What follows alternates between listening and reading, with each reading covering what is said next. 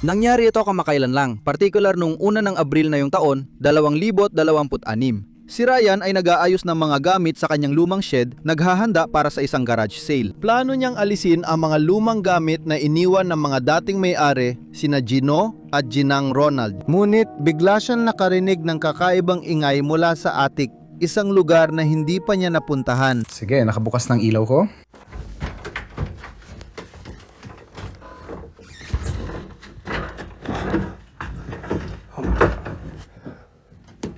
Pakinggan mo to, pakinggan mo to. Pare, sinasabi ko sa'yo, tol.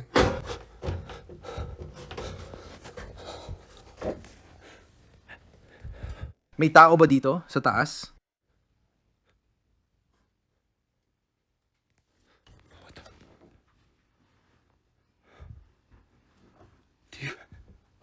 May tao ba dito sa taas?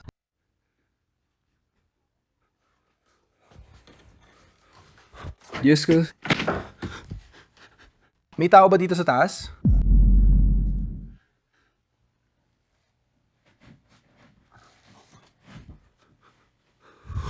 Uy, yung ba yun? Ay, Diyos ko! Hindi niya matiis, kaya binuksan niya ang ilaw at tumingin sa sulok, pero hindi pa rin niya ito nakita noon. Pero sa sumunod na bersyon ng video, malinaw na makikita ang maputla at nakakatakot na mukhang unti-unting nagtatago sa dilim. Pero hindi doon natapos ang bangungot, naglagay siya ng doorbell camera at makalipas ang isang linggo, nauna nito ang isang nilalang na gumagapang papunta sa kanyang bahay.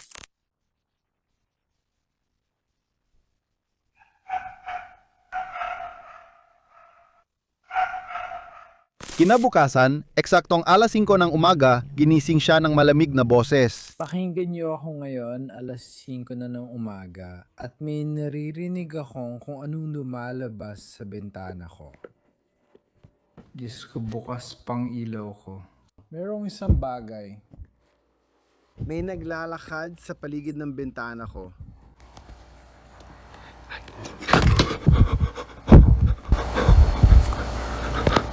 Nawalan ng kontrol si Ryan at natagpuan ng sarili na nakatayo, nakatitig sa kubon ng ilang oras, tila nasa transa. Dumating ang masamang panahon. Linggo, habang kasama ang pamilya sa simbahan, nagloko bigla ang cellphone ni Ryan dahil sa sunod-sunod na abiso ng paggalaw sa kubol. May kakilakilabot na nangyayari.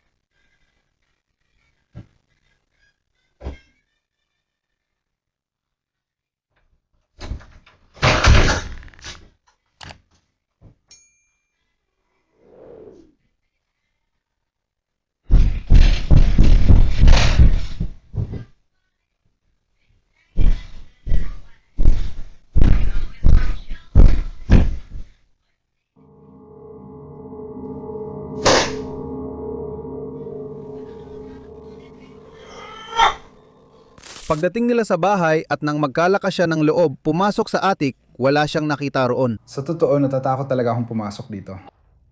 Kakarating ko lang sa bahay, tapos nakita ko agad ang kalokohang to sa kubol ko, pare. Ibig kong sabihin, gusto kong sabihin, grabe to. Natatakot akong pumasok dito o tatawag ako ng pulis kasi may tao dito. O ewan ko. Ano masabi mo? May tao talaga dito sa taas, hindi ako yun. Hey! May tao ba dito sa taas? Sino nandito? Tara na, ikot ko ng camera. Sandali, kailangan ko na magsimula. Hoy, sino nandito sa itaas? Sino nandito sa itaas? Tara na, hindi ako nagbibiro. Sino nandito sa itaas? Hello? Hoy, sino ang nandito sa itaas? Hello? Walang tao dito sa itaas. Mga kahon. Kahoy. Luma ng mga ito, bro. Rekonstruksyon, 2,000 ano? 2,013. 2013, parang itong nahulog. Ibig ko sabihin, nakakabaliw ito. Naku, ano to? Ano to? Ginu at Jinang Ronald J. Oh, wow. Hindi ko maalam kung gusto ko bang hawakan yan. Isang lumang rilo. Ano to? Ano to? Ah, shot glass pala. Nakita niyo sa taas, walang anuman doon. Kung nakatira ka dito, aatsit ka ba kahit saglit? Wala akong dahilan gawin yon. Wala namang kahit anong kailangan ko doon sa taas.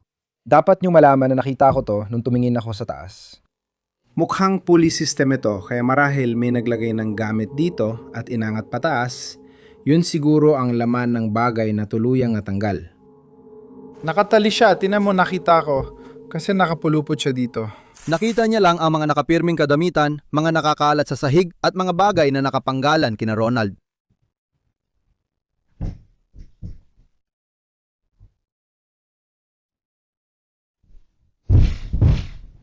Sa tingin mo ba ginising ni Ryan ang galit ng mga yumaong dating may-ari nang subukan niyan ibenta ang kanilang mga gamit? Patuloy pa ring walang sagot ang misteryong ito.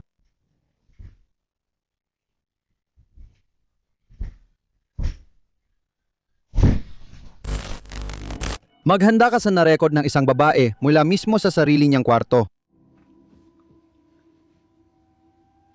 Salamat, Patricia. Naka-livestream siya, walang posibilidad ng editing, walang daya, at tingnan mong mabuti ang espasyo sa ilalim ng pinto. Catcon.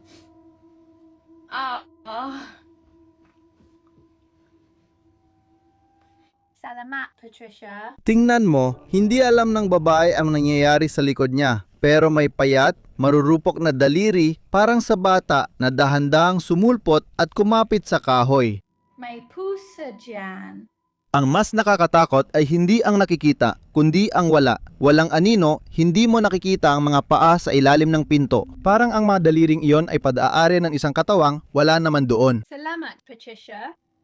Pasensya na, Amba. Hindi na malaya ng babae, pero libu-libong manonood ang nakakita nito ng live mismo. Hindi ako nakatulog matapos ko itong makita, at kung may papaliwanag mo ito, mas magaling ka pa sa libu-libong taong patuloy naghahanap ng sagot. Salamat, Patricia. Patawad, Amba. Jeez. Nasaan ang pusa ko? Nandyan ba siya? Nasaan ang pusa? Salamat, Patricia. Paumanhin, Amba.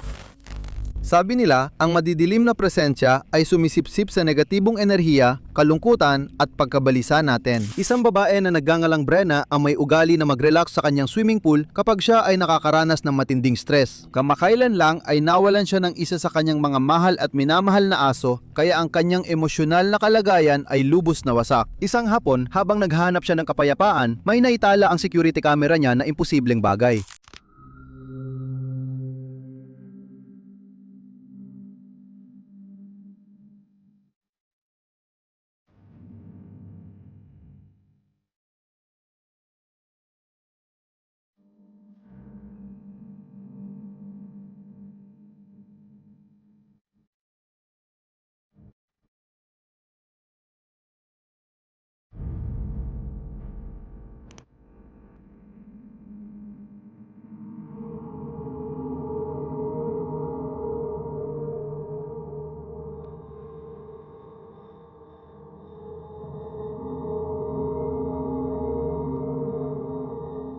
Tingnan mong mabuti. Nakatayo si Brenna sa tabi ng tubig kasama ang aso niya. Biglang gumalaw ng mabilis at diretso ang malaking lumulutang na kutson papunta sa kanya at huminto sa harap niya. Walang hangin, nakapatay ang bomba ng pool at kung may agusman, sana pati ang floater at iba pang maliliit na bagay sa tabi ay gumalaw din. Nanatili silang hindi gumagalaw pero may mas malala pa. Tingnan mo ang mga ilaw sa pader. Saktong gumalaw ang floater, nagsimulang magkurap ang mga ilaw na umiilaw at namamatay na kasabay ng galaw nito. Kinumpirma ni Brenna na simpleng switch lang ang gamit ng mga ilaw para buksan at patayin pero hindi nila magawa. Sa tingin mo, baka may kung anong mula sa kabilang buhay? Sinusubukan niyang gamitin ang sakit at kahinaan niya. Babasahin ko ang mga komento ninyo. Ang mga psychiatrikong ospital ay puno ng dekada ng takot, sakit at kalituhan. Matatawag mo silang mga lugar na may masamang palatandaan.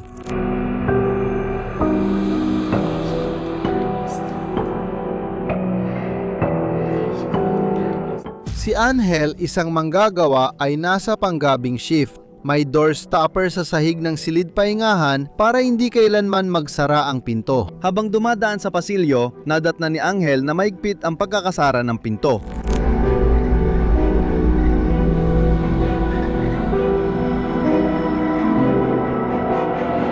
Siguradong may nagtulak sa pintong yon ng may sobrenatural na puwersa. May ilang sinisisi ang hangin pero hindi naniwala si Angel sa kasinungalingang yon. Agad siyang nagbitiw sa kanyang panggabing shift. At sa totoo lang, hindi ko siya masisisi doon. Kung maghahanap ka ng relikya sa mga larangan ng digmaang nababad sa dugo at kamatayan, dapat kang handang makatagpo ng enerhiyang di magpahinga ng payapa. Isang lalaki sa Rusya ay naghanap ng mga kagamitang metal ng digmaan sa dating mga larangan ng digmaan.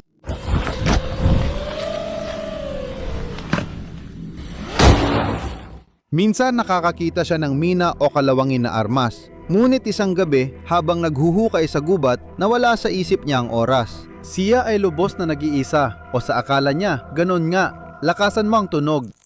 А я до сих пор ничего не достроил. И тебе привет. Время 21:43. И я нихуя не достроил. Maririnig ang matinis na ungol ng babae, puno ng paghihirap na umaalingaw-ngaw mula sa di matarok na dilim ng mga puno. Время 21:43. И я нихуя не достроил. Mabilis niyang iniikot ang flashlight pero dilim lang ang nakita. Sanay na siya sa ganitong lugar kaya di na pinansin ang ungol at nagpatuloy mag-record kahit di alam kung ano yon. Dahil alam niya ang mga masakar sa lupang yon, di na siya nagulat. Sino kaya ang babaeng yon at bakit siya umiiyak sa nagyayilong kagubatan? Walang sinuman ang makakasagot niyan kahit kailan. Время 21:43. И я нихуя не достроил. Minsan, hindi sa gumagalaw na video makikita ang takot. Minsan, nasa harap mo na ang hinahanap mo, gaya ng simpleng alaala ng pamilya na matagal bago mapansin. Tingnan ang larawang ito mula 2007, isang pamilya na nakaupo sa sahig, parang normal lang. Pero ngayon, bilangin mo ang mga paa.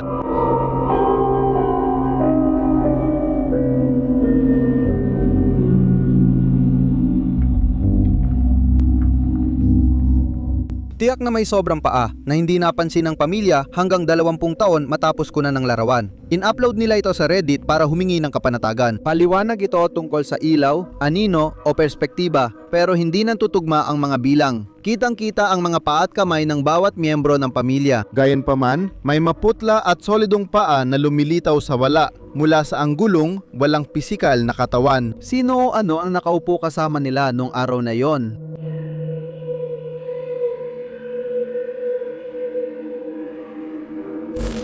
Kapag natutulog tayo, humihina ang ating depensa. Kapag umalis ang espiritu sa katawan, posibleng may madilim na nilalang na nag-aabang para agawin ito. Nakaupo ako ngayon sa Hotel Marmonte, Santa Barbara. At kagabi ay may kakaibang karanasan kami ng boyfriend ko. Susubukan kong pabilisin ito. Medyo kakaiba ang nangyari sa akin, pero sobrang kakaiba sa kanya. Habang mahimbing ang tulog ko, nagising ako dahil may narinig akong nagsasalita na parang sobrang lapit sa tenga ko o galing sa speaker malapit sa ulo ko. Tapos narinig ko ang boyfriend ko. Bumalik siya sa kwarto, sinara ang pinto, tapos naisip ko, may tawag siya. Pinili kong balewalain at natulog ulit. Kaninang umaga, nabanggit ko yon at sabi niya, wala siyang sinagot na tawag kagabi. Akala ko lang kasi bumbero siya at naidising sa team nila anumang oras. Sa gabi, maaaring kung ano-ano lang yon. Sabi niya hindi, pero bumaba ako sa lobby at bumalik, kaya siguro narinig mo ako. Tinanong ko siya bakit siya pumunta sa lobby. Sabi niya natakot siya at gusto niyang malaman kung may iba ring nakaranas ng ganon. At pagkatapos, ikinuwento niya sa akin kung paano buong gabi siyang nagkaroon ng napakalinaw na panaginip na parang lumulutang siya sa ibabaw ng kanyang katawan, pinapanood ang sarili niya at ako habang natutulog. Isang karanasan na talagang parang lumabas siya sa kanyang katawan.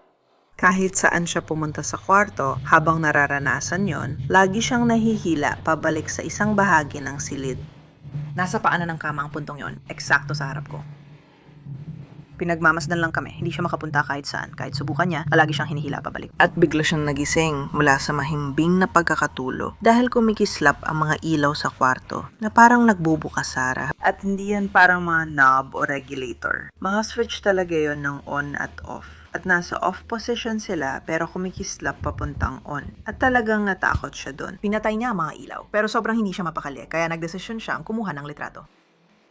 At ilalagay kong litrato sa dulo, pero isa itong napakakaiba, nakakabahala, at madilim na anyo. Hindi ko nais impluwensyahan ang opinyon ng iba, pero para sa akin, siguradong may mga tampok ito. Tingnan mo ito at sabihin ang opinyon mo, kasi kailangan ko pang matulog dito ng isa pang gabi at ayokong matulog na umiiyak.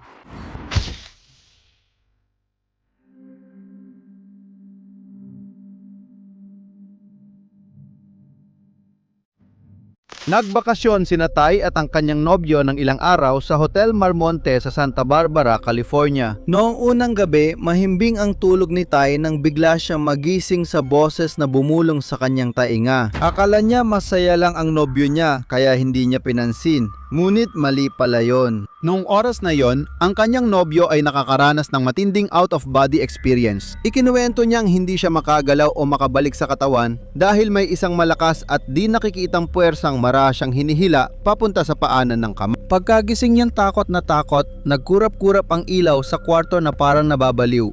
Dahil sa instinto, kumuha sila ng litrato sa dilim. Tingnan ng larawan, sa paanan ng kama, sa mismong puntong hinihila siya, may isang malaking at nakakakilabot na anino ang nakatayo. Sabay nilang naranasan ang bangungot na ito. Kumbinsido silang may demonyong nagtangkang agawin ang kanyang kaluluwa habang nag-astral projection para ang kininang katawang walang laman niya. Hindi ako nakatulog matapos kong makita ang larawang ito.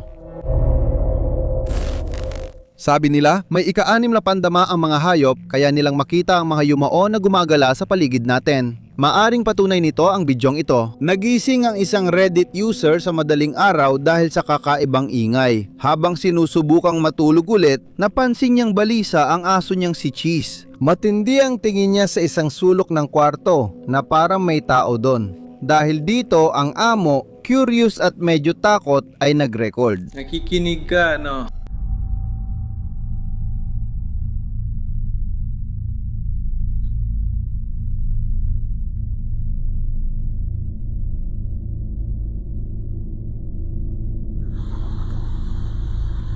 Tingnan mo si Papa, anong ginagawa mo? Hoy, Cheese! Hoy, Cheese! Hoy, Cheese! Handa na. Cheese, cheese, cheese, cheese. Hoy, cheeseburger! What the f-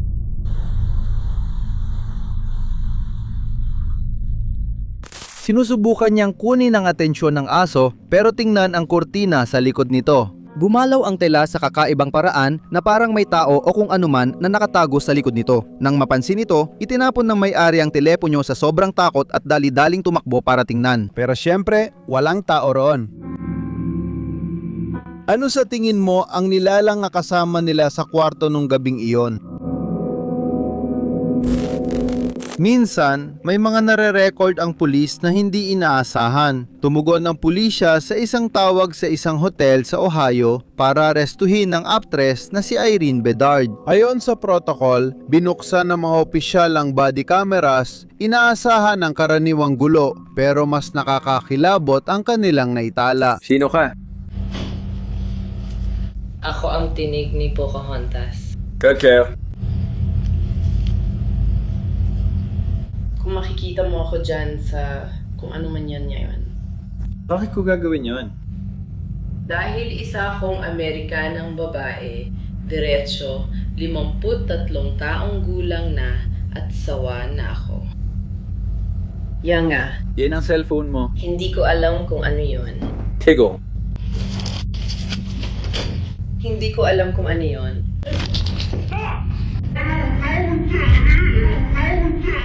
Pabulong na nagsalita si Irene nang di maintindihang pangungusap at umatras sa pasilyo, halatang takot na takot. Inalok ng opisyal ang cellphone niya, pero tingnan mong mabuti ang sahig. Hindi ko alam kung ano yon.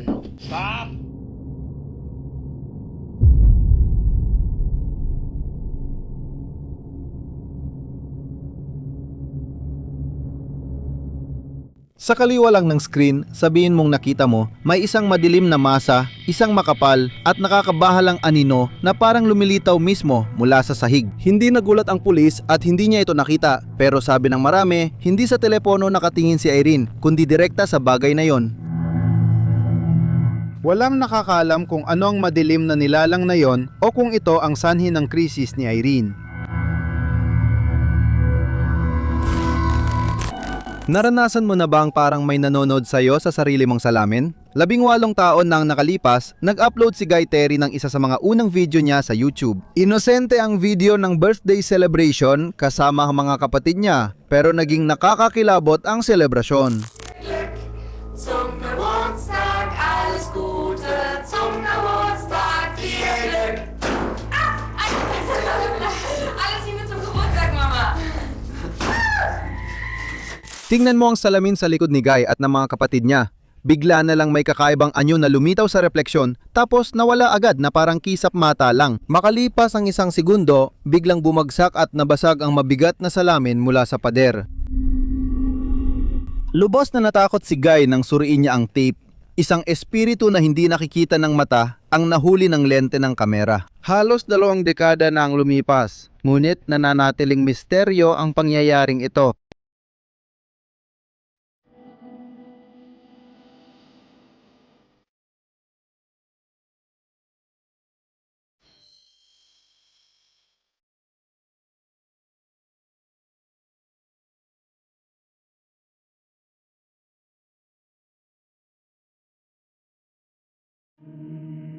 Salamat sa panonood ng video hanggang dito. Tanging matatapang lang ang nakakagawa nito. Mag-iwan ka ng like, mag-subscribe at i-activate ang kampanita para sa mas marami pang katatakutan. Sana magkaroon ka ng magagandang bangungot.